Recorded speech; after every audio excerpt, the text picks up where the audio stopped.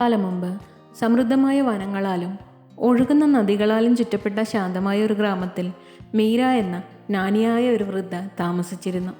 മീര അവളുടെ വിവേകത്തിനും ശാന്തമായ പെരുമാറ്റത്തിനും പേരുകേട്ടവളായിരുന്നു. അവളുടെ പൂന്തോട്ടം പരിപാലിക്കാനും പുരാതന ഗ്രന്ഥങ്ങൾ വായിക്കാനും അവരുടെ മാർഗനിർദ്ദേശം തേടുന്ന ആർക്കും ഉപദേശം നൽകാനും ദിവസങ്ങൾ ചെലവഴിച്ചു. ഒരു ദിവസം അർജുൻ എന്ന ചെറുപ്പക്കാരൻ മീരയെ സന്ദർശിച്ചു. അവൻ അസ്വസ്ഥനുമായിരുന്നു. ജീവിതത്തിൻ്റെ സമ്മർദ്ദങ്ങളാൽ അവൻ ആകെ തളർന്നുപോയി. ഞാൻ വിശ്രമമില്ലാതെ ജോലി ചെയ്യുന്നു, എന്നിട്ടും എനിക്ക് സമാധാനമോ സന്തോഷമോ കണ്ടെത്താനായില്ല. എൻ്റെ മനസ്സെപ്പോഴും കുതിച്ചുകൊണ്ടിരിക്കുകയാണ്. ഒരിക്കലും അവസാനിക്കാത്ത സമ്മർദ്ദത്തിൻ്റെ ചക്രത്തിൽ ഞാൻ കുടുങ്ങിക്കിടക്കുന്നു, അർജുൻ മീരയോട് പറഞ്ഞു. മീര ശ്രദ്ധയോടെ കേട്ടു.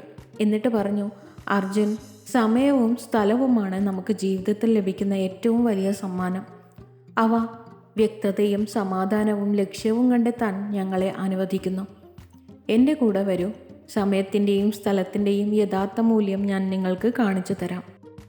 അർജുനെ നദിക്കരയിലുള്ള ശാന്തമായ ഒരു സ്ഥലത്തേക്ക് നയിച്ചു. അവർ അവിടെ ഇരുന്നു.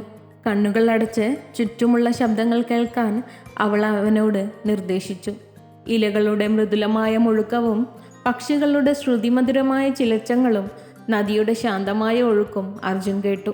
കുറേ നാളുകൾക്ക് ശേഷം ആദ്യമായി ഒരു ശാന്തത അവൻ്റെ മേൽ അലയുന്നതായി തോന്നി.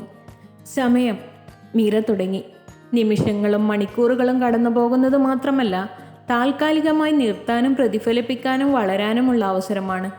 സമയത്തിൻ്റെ സമ്മാനം നമുക്ക് നൽകുമ്പോൾ നമ്മുടെ ആഴത്തിലുള്ള ചോദ്യങ്ങൾക്ക് ഉത്തരം കണ്ടെത്താൻ സുഖപ്പെടുത്താനും കഴിയും. ഞങ്ങളുടെ മുറിവുകൾ അവ സുഖപ്പെടുത്തുന്നു. അർജുൻ കണ്ണുകൾ തുറന്ന് മീരയെ നോക്കി. ഒരു പുതിയ അറിവ് അവന് അനുഭവപ്പെട്ടു. എന്നാൽ സ്ഥലത്തിൻ്റെ കാര്യമോ? അവൻ ചോദിച്ചു. മീര പുഞ്ചിരിച്ചുകൊണ്ട് കാടിൻ്റെ പരപ്പിലേക്ക് വിരൽ ചൂണ്ടി. സ്ഥലം, അവൾ വിശദീകരിച്ചു, ശ്വസിക്കാനും പര്യവേക്ഷണം ചെയ്യാനും ആയിരിക്കാനുള്ള സ്വാതന്ത്ര്യമാണ്. നമ്മുടെ ദൈനംദിന പോരാട്ടങ്ങളിൽ നിന്ന് ഒരു വലിയ ചിത്രം കാണാനുള്ള ദൂരമാണിത്. പ്രകൃതിയുമായും മറ്റുള്ളവരുമായും ബന്ധപ്പെടാൻ സ്ഥലം നമ്മെ അനുവദിക്കുന്നു. നമ്മുടെ സ്വന്തം ഉള്ളം. അടുത്ത കുറച്ച് ദിവസങ്ങൾക്കുള്ളിൽ മീര അർജുനെ എങ്ങനെ ധ്യാനിക്കണമെന്നും തിരക്കുള്ള ജീവിതത്തിൽ നിശ്ചലതയുടെ നിമിഷങ്ങൾ എങ്ങനെ കണ്ടെത്താമെന്നും ചുറ്റുമുള്ള ലോകത്തിൻ്റെ സൗന്ദര്യത്തെ എങ്ങനെ വിലമതിക്കാമെന്നും പഠിപ്പിച്ചു. അതിരുകൾ നിശ്ചയിക്കേണ്ടതിൻ്റെയും തനിക്ക് വേണ്ടി സമയമെടുക്കുന്നതിൻ്റെയും പ്രാധാന്യം അവൾ അവന് കാണിച്ചു കൊടുത്തു. അർജുൻ ഈ പാഠങ്ങൾ പരിശീലിച്ചപ്പോൾ തൻ്റെ ഉള്ളിൽ ഒരു മാറ്റം അവന് ശ്രദ്ധിക്കാൻ തുടങ്ങി. അവൻ്റെ മനസ്സ് കൂടുതൽ വ്യക്തവും അവൻ്റെ ഹൃദയം ലഘൂകരിച്ചതും അവൻ്റെ ആത്മാവ് കൂടുതൽ ശാന്തവുമായിരുന്നു. തനിക്ക് സമയവും സ്ഥലവും നൽകുന്നതിലൂടെ ജീവിതത്തിൻ്റെ വെല്ലുവിളികളെ കൂടുതൽ എളുപ്പത്തിലും സന്തോഷത്തോടെയും നാവിഗേറ്റ് ചെയ്യാമെന്ന് അവൻ മനസ്സിലാക്കി. ഒരു ദിവസം അർജുൻ നദിക്കരയിലിരിക്കുമ്പോൾ അഗാധമായ കൃതജ്ഞത അനുഭവപ്പെട്ടു.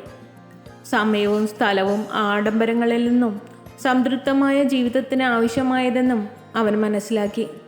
അവൻ മീരയുടെ അടുത്തേക്ക് മടങ്ങി.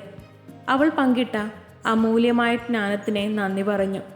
ദയുള്ള കണ്ണുകളോടെ മീര അവനെ നോക്കി. ഓർക്കുക അർജുൻ, ജീവിതം ഒരു ഓട്ടമല്ല, അത് ആസ്വദിക്കാനും വിലമതിക്കാനുമുള്ള ഒരു യാത്രയാണ്. സമയത്തിൻ്റെയും സ്ഥലത്തിൻ്റെയും സമ്മാനങ്ങളെ ബഹുമാനിക്കുന്നതിലൂടെ നിങ്ങൾക്ക് യഥാർത്ഥ സംതൃപ്തിയും ലക്ഷ്യവുമുള്ള ജീവിതം നയിക്കാൻ കഴിയും. മീരയുടെ പഠിപ്പിക്കലുകൾ ഹൃദയത്തിൽ പേറിക്കൊണ്ട് പുതിയ ലക്ഷ്യബോധത്തോടെ അർജുൻ ഗ്രാമം വിട്ടു. ജീവിതം തന്നെ എവിടെ കൊണ്ടുപോയാലും സമയത്തിൻ്റെയും സ്ഥലത്തിൻ്റെയും സമ്മാനങ്ങൾ ഉൾക്കൊള്ളുന്നതിലൂടെ അവൻ എപ്പോഴും സമാധാനവും വ്യക്തതയും കണ്ടെത്തുമെന്ന് അവൻ തിരിച്ചറിഞ്ഞു കഴിഞ്ഞിരുന്നു. If you love to watch this video, you can like, share and subscribe.